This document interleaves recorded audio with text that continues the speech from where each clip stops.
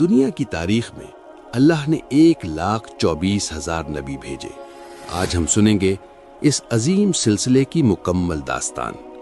سب سے پہلے آئے حضرت آدم علیہ السلام، مٹی سے بنائے گئے۔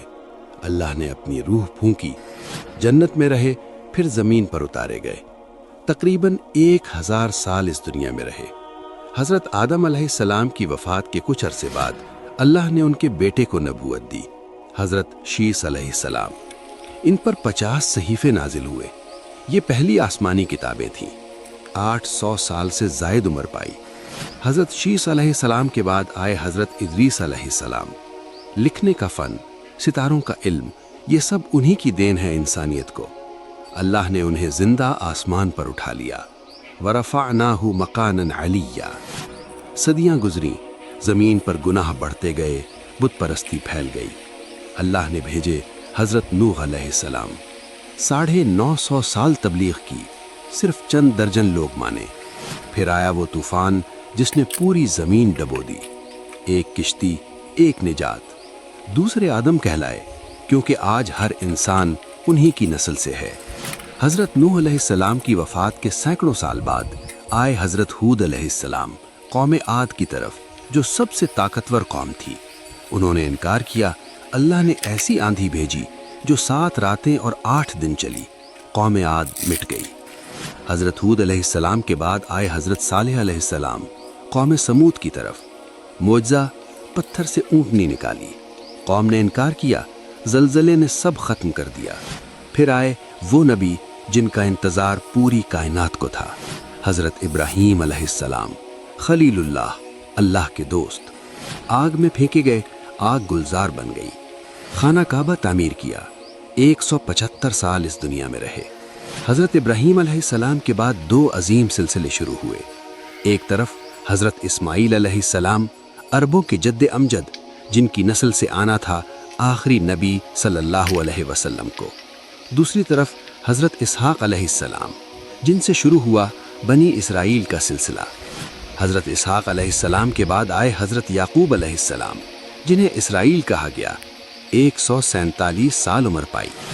حضرت یعقوب علیہ السلام کی وفات کے بعد دنیا نے دیکھی سب سے حسین کہانی، احسن القصص، حضرت یوسف علیہ السلام۔ کنویں میں پھینکے گئے، غلام بنائے گئے، قید ہوئے، پھر مصر کے وزیر بنے۔ 110 سال عمر پائی۔ حضرت یوسف علیہ السلام کے سینکڑوں سال بعد بنی اسرائیل مصر میں غلام تھے۔ فرعون ان پر ظلم کرتا تھا۔ اللہ نے بھیجے حضرت موسیٰ علیہ السلام، کلیم اللہ، جنہوں نے اللہ سے براہ راست کلام کیا۔ ان پر تورات نازل ہوئی۔ سمندر پھٹا، بنی اسرائیل آزاد ہوئے۔ 120 سال عمر پائی۔ حضرت موسیٰ علیہ السلام کے سینکڑوں سال بعد آئے حضرت داؤد علیہ السلام، جن پر زبور نازل ہوئی، جن کی آواز سے پہاڑ تسبیح پڑھتے تھے، بادشاہ بھی، نبی بھی۔ حضرت داؤد علیہ السلام کے بعد ان کے بیٹے آئے، حضرت سلیمان علیہ السلام، جن کے حکم میں تھے جن بھی، انسان بھی، پرندے بھی، ہوا بھی، سب سے بڑی بادشاہت۔ پھر بھی اللہ سے صرف شکر مانگا۔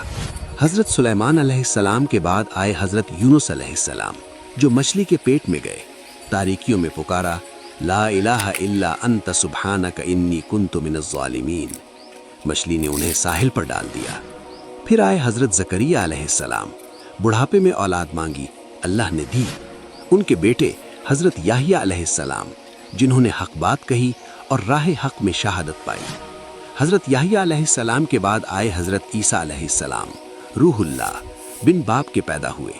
ان پر انجیل نازل ہوئی، مردوں کو زندہ کیا اور خوشخبری دی ایک آخری نبی کے آنے کی، جن کا نام ہوگا احمد۔ انہیں قتل نہیں کیا گیا، اللہ نے زندہ آسمان پر اٹھا لیا۔